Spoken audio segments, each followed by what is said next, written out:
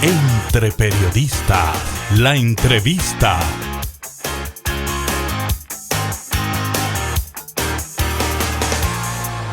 Es preocupante. El tema que nos ha reunido aquí en esta mesa es la ciberseguridad, nuestra privacidad, eso que queremos hacer en el día a día, pero algo nos detiene. ¿Quién nos está viendo? ¿Quién va a tomar nuestro cuerpo, nuestra información, lo que decimos? ¿Quién nos va a hacer un meme con lo que decimos? ¿Quién va a trabajar y quién va a sacar dinero con nuestra información? Señores, tenemos aquí a Arturo López Valerio, experto en ciberseguridad, uno de los pioneros en trabajar la tecnología de la información y la comunicación. Miguel Franjul, que es un periodista adelantado a los tiempos con las redes en el día a día y también con el periodismo tradicional, y esa preocupación porque el papel se termine y que haya que cerrar los periódicos, ¿no? No, eso no vamos a cerrar, no te preocupes. Esto es un conversatorio, señores, por lo que está sucediendo con nuestra seguridad. A ver, Arturo, ¿qué puedes decirnos? Gracias, Wendy, por la invitación, a don Miguel por acompañarnos. Básicamente, la ciberseguridad es un elemento que preocupa porque ya nuestras vidas están cargadas en nuestros dispositivos. Desde el móvil, que es un personal, y desde que salieron las computadoras personales hace más de 30 años, básicamente abordamos y tenemos esa recolección que de alguna manera privada durante nuestras vidas almacenamos, clasificamos, organizamos, recibimos y compartimos, sí, se vuelve tan necesaria para la dinamización de nuestras actividades. Entonces, como es un canal que se percibe como vulnerable, porque evidentemente hemos visto casos de amenazas, también incide en que hay un nivel de desconocimiento sobre cómo nosotros podemos organizar nuestra protección a nivel de lo que sería protegernos de la ingeniería social, protegernos de los ciberataques, que ya son ataques externos, protegernos de nuestro propio entorno, el hogar, la comunidad, el trabajo. Entonces es lo que hace este tema tan complejo, porque incluye relaciones humanas y relaciones humano-máquina. Sí. No, y sobre todo, Arturo, fíjate que cuando hablamos de protección y de blindaje, tenemos que poner las cosas en su justo plano. Entonces, Wendy decía al principio, bueno, ¿qué va a pasar con mi privacidad? Bueno, aquí estamos situándolo en el contexto individual. O sea, un individuo, ¿cómo se protege frente a esas amenazas, verdad? Si vamos a llamar así. Y luego, cómo la sociedad o el Estado o las empresas emblemáticas de una sociedad también por sí mismas se protegen. Porque tú dices, bueno, el conocedor de las vulnerabilidades de todos esos dispositivos, por ejemplo, puede decir, yo tengo que aprender a estas técnicas, claro, y así me protejo. Pero en este ecosistema tan complejo y tan tecnológico, hay otras cosas que se te escapan a tu propio control. Tiene que ser el Estado. Por ejemplo, ahora que se ha desarrollado mucho en todo el mundo, digamos,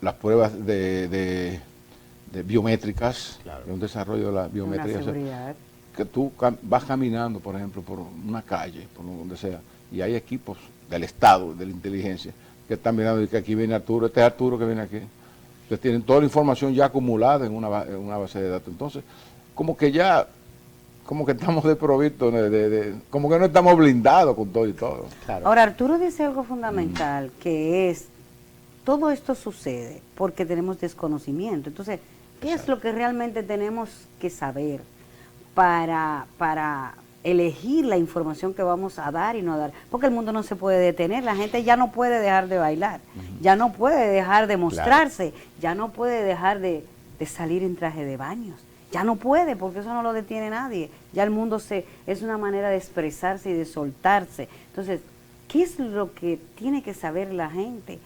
¿Qué puedo dar y qué no en las redes para evitar que nuestra información sea manipulada? Perfecto. Yo quisiera quizás en la conversación que la audiencia visualizara, como estamos el domingo, sí, tomar un ejemplo más práctico y cómodo. que veamos un edificio y lo voy llevando por diferentes pisos.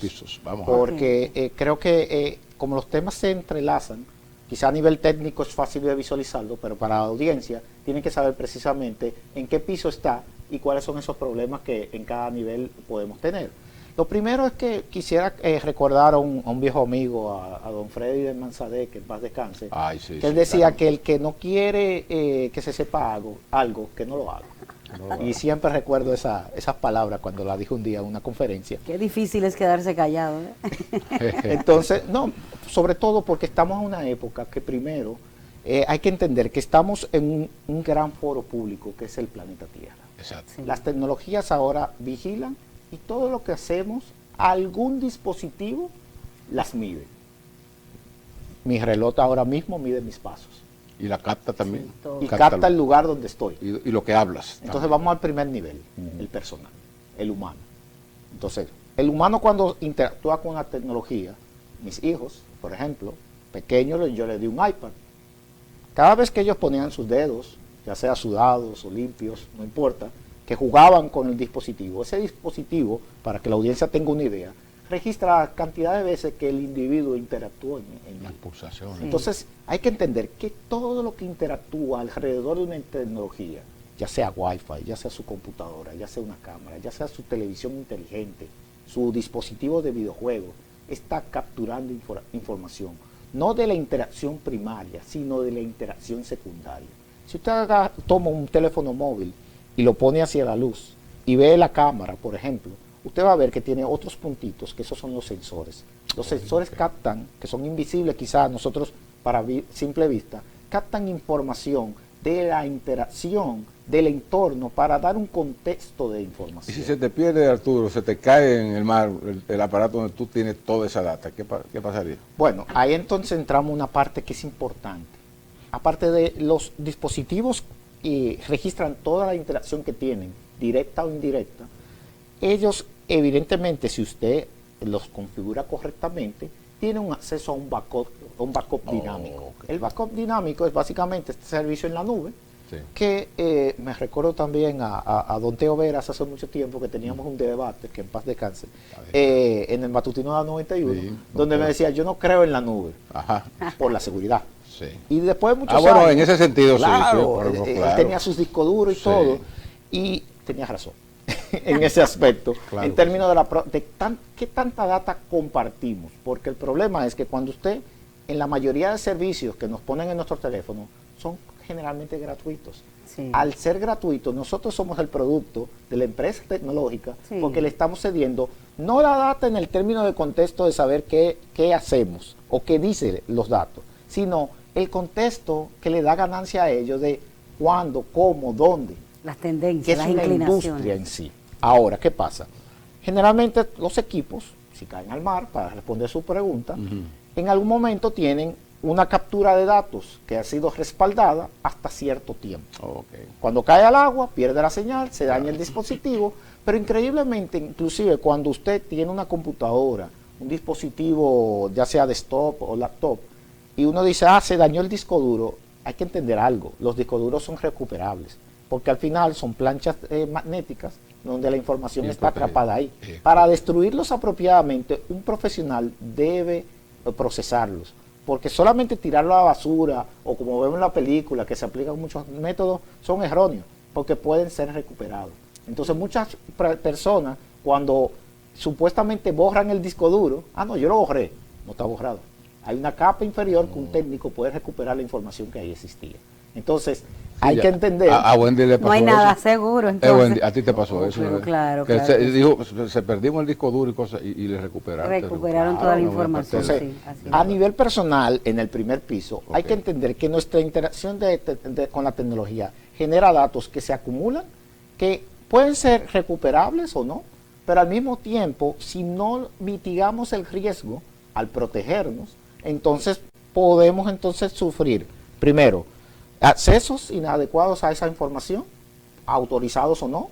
Los autorizados me refiero a que hay técnicas que se definen como ingeniería social, Sí. donde personas nos engañan, utilizan una serie de preguntas Y si usted cree que es alguien de su familia, un amigo, usted le da información que le permite desbloquear esas quizá contraseñas, códigos o comportamientos que le permiten acceso a nuestros equipos. Eso pasa mucho en WhatsApp. ¿Y hasta cuándo podemos decir que una información acumulada que está segura, no expuesta, digamos, muy segura frente a esa ingeniería social?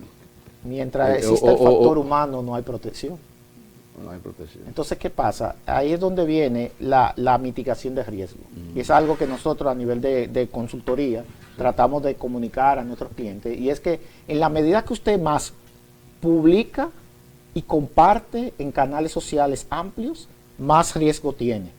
Porque la ingeniería social es solamente la construcción de los contextos y la conexión en nodos para descifrar cómo usted piensa.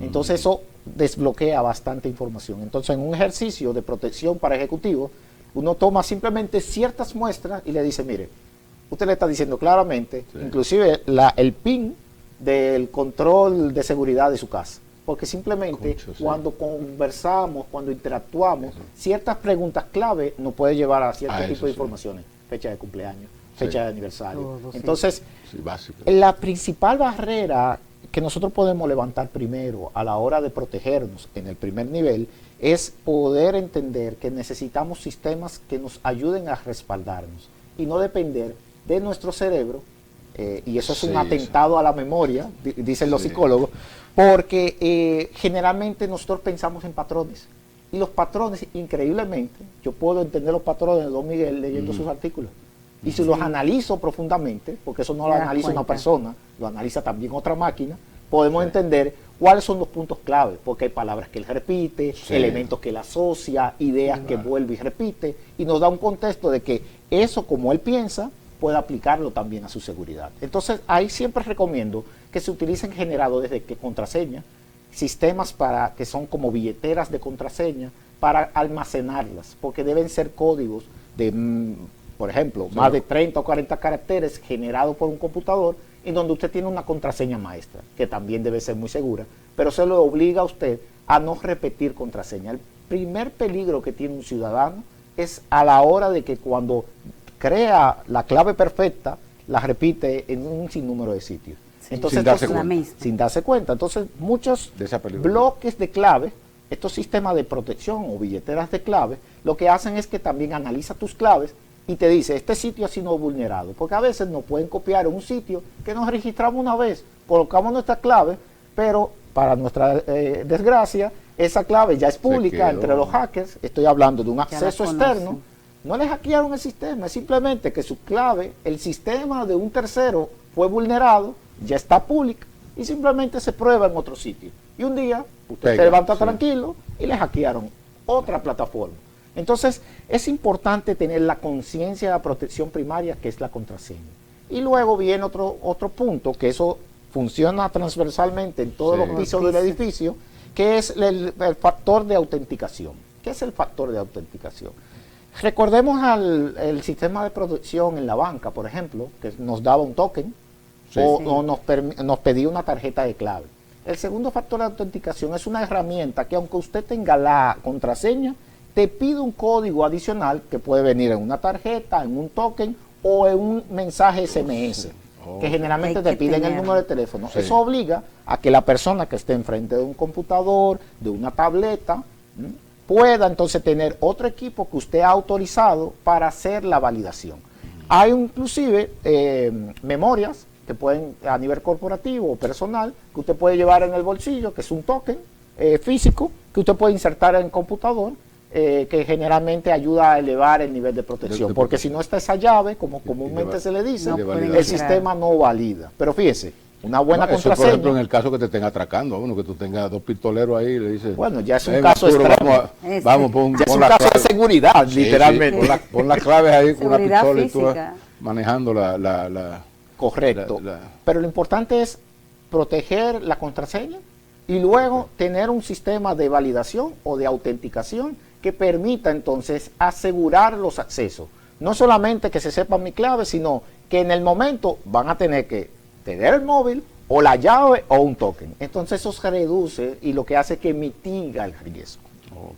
vamos a ver si en otro momento podemos entrar un poquito más en lo técnico y ver todas las fórmulas que utilizan para entrar y cuáles son las técnicas que se utilizan para evitar que se entre, ¿verdad? Para que aprendamos un poquito más de tecnología. Pues despedimos a Arturo Valerio, quien ha estado conversando con nosotros este interesante tema de la ciberseguridad, cómo conservar nuestros datos y cómo seguir mostrando parte de lo que hacemos, ¿verdad? Claro. Sin que eso nos represente pérdidas y que dejemos de seguir viviendo como lo hemos estado haciendo hasta ahora. La próxima semana seguimos con mucho más aquí, Entre Periodistas.